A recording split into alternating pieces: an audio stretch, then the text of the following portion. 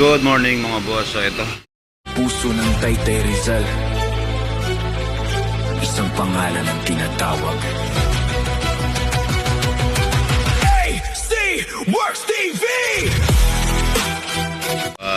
Ito na yung makina nung Altis 3cc, no?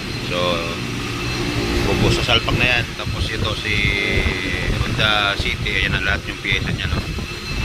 Yung shock, ayan, no? KYB. Tapos yung disc brake niyan, ito yung disc brake niya.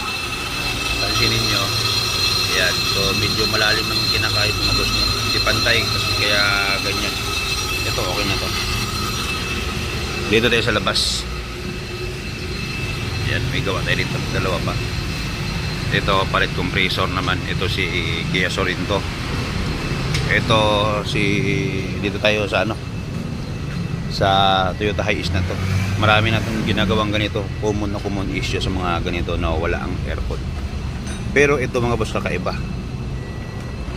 So matindi ang ginawa, no? Binago na nga yung wiring. Kasi ninyo mayroon pa nakapunta dito sa kulog. Okay, ayan, no? Ayan. So ito, no?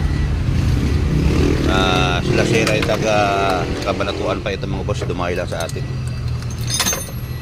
Tapos yan, muna tayo sa loob kasi sabi ni sir, kapag nakatigil daw siya nawawala ang lamig. So titingnan natin, tingnan natin ito kung ano yung mga pinagagawa nila dito. So inayawan na daw doon sa kanila, sa lugar nila, no? Ayun, no? Oh, ha? Yan, ito yun.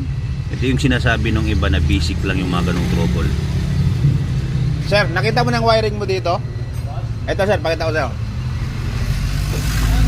Nakita mo na to? Parang pansit. Oo, ayan. So, ito yung ginawa nila. O nung pagkabili mo, ganito na to? Ganyan yan. Ganito na. Okay. Binaypas-bypass nga nila. Ayos na. Sige, ayusin natin. Papunta dito mga boss. Tapos sa fuse box. Okay. May mga wire din sa loob. Sa alarm to. So ang relay niyan dati dito. Dito yan. Tinanggal, nilipat na nila dito. Titingnan ko yung doon sa may module, no?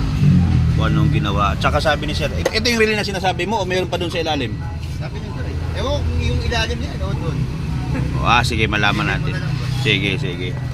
So ang ano natin ito mga boss, bakit naglagay sila ng wiring dito, no? Yan. Tanggalin natin to, yung nilagay nila, para makita natin ng pinakapunot dulo kung ano talaga yung problema niya. Kasi ito kasi mahihirapan tayo kung ito ang susundan natin. Kaya disconnect natin lahat yan, ibalik natin lahat sa stock. Okay, update kayo. Okay mga boss, ito ang update, no? Na troubleshoot na natin, ni-repair ko na tong